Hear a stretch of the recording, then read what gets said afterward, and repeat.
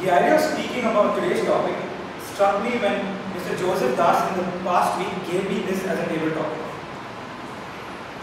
Wealth consists not in having great wants, but in having not in having great possessions, but in having few wants. This was said by Epictetus. Very good afternoon, Mr. Toastmaster, fellow Toastmasters, and my dear friends. Well, Epictetus was a Greek sage and a Stoic philosopher who lived way back in the 55th century BC. Well, that's before Christ. And that's when progress of science and technological advancements were very low, at a point where it was minimalistic. You couldn't consider it as a progress at all. Like it was all based on opinions of people and on research done by some people. Yeah, well, this quote perfectly suits the situation then, when there were hardly any,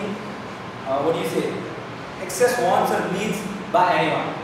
But in today's ever-changing world, I think the only quote that comes to my mind is "survival of the fittest," said by Charles Darwin. And the reason behind that is because everyone today is running for themselves, and the main aim in everyone's life is to live happily at the end of it. And happiness for everyone, I'm pretty sure everyone, I can speak for everyone here, is having a lot of money and enjoying your life luxuriously. Well, money, or I'd rather put it in a better way, wealth, is different for different people, and especially different in different situations. Recently, I read an article in the newspaper. Well, not recently, a few years back, a group of friends kidnapped their friend in order to get money from his industrialist father. But being unprofessional, they ended up killing him.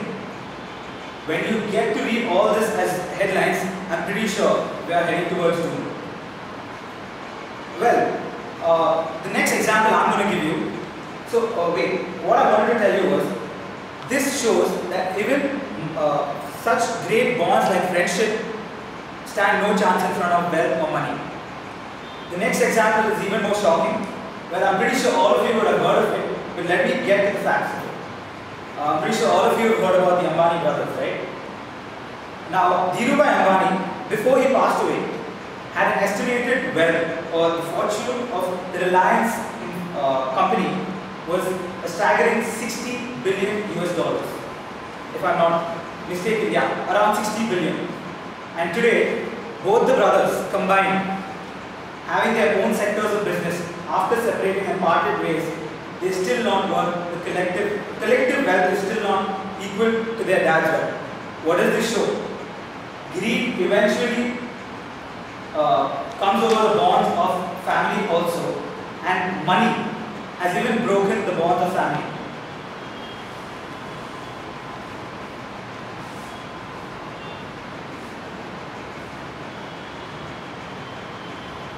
Well, to end, I would just like to say that wealth comes in many different forms, but I'd like to quote, "Wealth is a great servant, but a bad master." Thank you.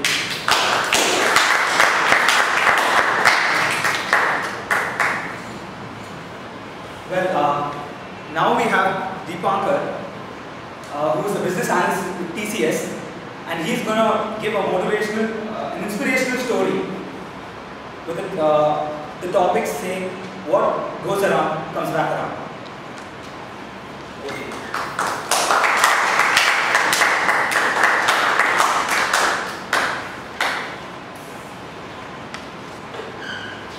Respected Toastmasters, speech doctors, good afternoon. As the saying goes, what goes around comes around. So, having said this, we always have to do right karma. We should always believe in doing right deeds, because end of the day, somewhere it will all pay us off. So this reminds me of a story which happened in late 19th century in Great Britain. Once there lived a poor farmer in Scotland. He was very humble. His name was Fleming. He lived in a very remote village. So one day, while plowing through his field, he hears crying. He hears somebody crying for help. and that sound was coming from a nearby pond. So the moment he heard that sound, he just went running to that pond, and soon after he reaches that pond, he sees a little boy is struggling and screaming to save himself from drowning. He was badly entangled with those circular weeds, and he was almost neck drowned in that mud, which was very difficult to overcome. He somehow jumped into the pond and waded across the bog and rescued the little boy. So, after the boy got rescued, he thanked the poor farmer, Mr. Fleming, and after catching his breath, he just went home running. The day finished. The very next day, Mr. Fleming sees a fancy chariot in front of his humble cottage, and what he sees, a well-dressed gentleman appears out of that chariot, and he was really taken aback. He had never seen that kind of person ever in his cottage area or ever in his village, so he was taken aback.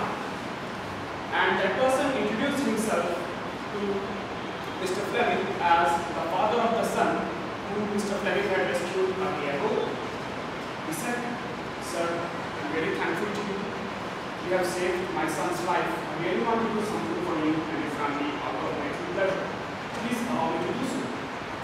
And immediately after saying so, he picked up his bag to offer some money. But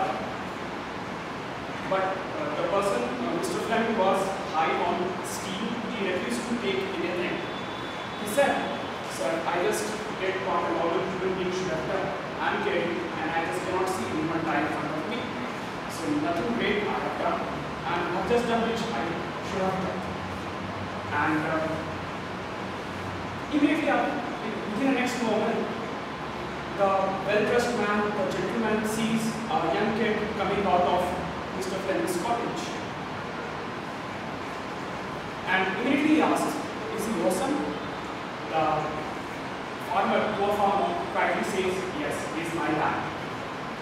Then the gentleman says, "Okay, let me give you a deal.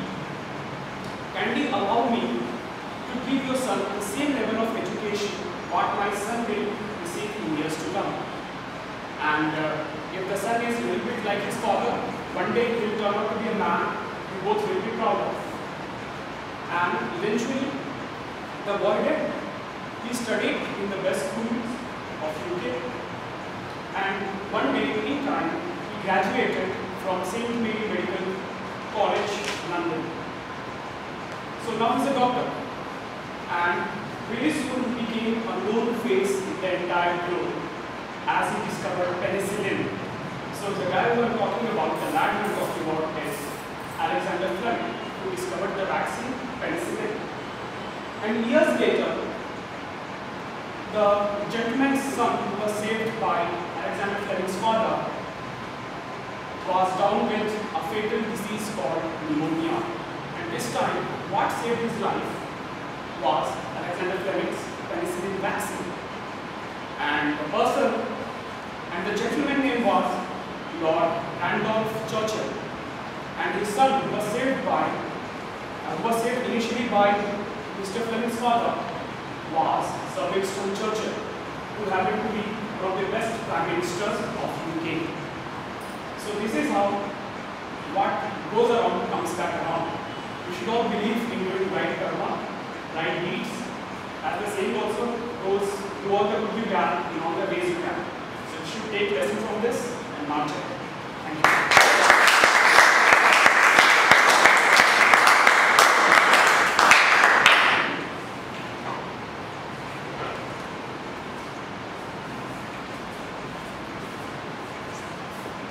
The next speaker is someone who is so passionate about reading and singing. She is a BE graduate and presently is working in Spain India for 5 years. And today she is going to talk about a topic, Veggie out in Korea.